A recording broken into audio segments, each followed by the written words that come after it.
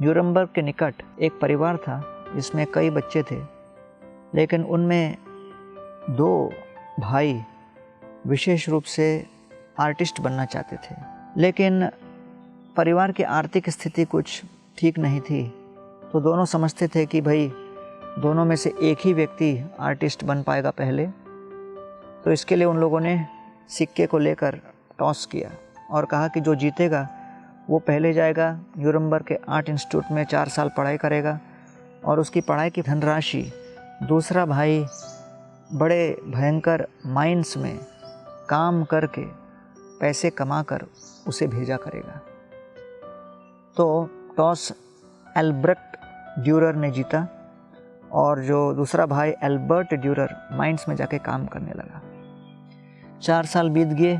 एल्ब्रेक्ट Dürer अपने art academy Nuremberg में बड़े प्रसिद्ध हुए और जब वो लौट के आए तो पूरा परिवार एक साथ आकर उनका सत्कार करता है। सत्कार के अंत में एल्ब्रेक्ट ड्यूरर खड़े होकर सभी पारिवारिक स्वजनों के समक्ष घोषणा करते हैं कि मैं ये 4 साल आर्ट और कला इसलिए सीख पाया क्योंकि मेरे भाई एल्बर्ट माइंस में मजदूरी करने के लिए तैयार थे और उससे कमाई हुई धनराशि वो मुझे भेजते रहे। अब हमारे पूर्व सम्मत अभिप्राय के अनुसार मैं माइंस में जाकर मजदूरी करूँगा, पैसे कमाकर अपने भाई एल्बर्ट को आर्ट सीखने दूंगा।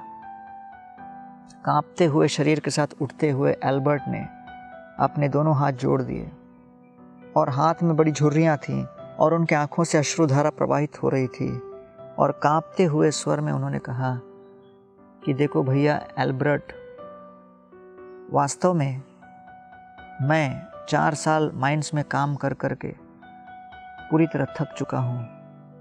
मेरा शरीर जर्जर हो चुका है, मेरे हाथों में झुर्रियाँ आ चुकी हैं और मेरा हाथ कांप भी रहा है। अब मुझसे ये आर्ट वर्क नहीं होगा, तो कृपा करके आप अपने कमाए हुए इस कला को लेकर विश्व प्रसिद्ध कार्य कीजिए और मुझे अपने औकात के अनुसार, अपने वर्तमान परिस्थिति के अनुसार इसी प्रकार रहने दीजिए।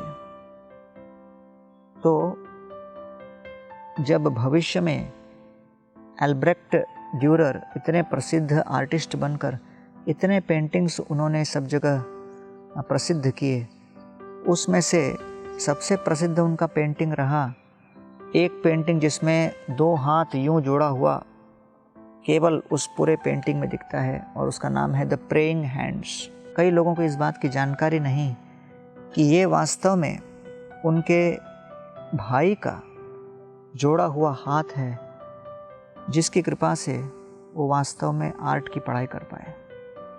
अर्थात हम जो वर्तमान में हैं वो कई लोगों के कर्मठ परिश्रम के कारण, तपश्चर्या के कारण और त्याग के कारण संभव हो पाया है। इसीलिए तम सुखाराध्यम ऋजुभिर अनन्य शरणेन्द्रभिर कृतज्ञ कोनो सेवेत दुराराध्यम साधुभि। भागवत वर्णन करता है कि भक्ति ऐसे हृदय में पलता है जिस हृदय के भीतर प्रचुर मात्रा में कृतज्ञता कूट कूट कर भरी हो। इसलिए हमारा कर्तव्य बनता है कि जो कोई भी हमारे साथ कोई सत्कार्य करे उसके प्रति हम कृतज्ञ भावना मन में रखें, जिससे कि हृदय के भीतर कृष्ण के प्रति भक्ति जागृत हो सके।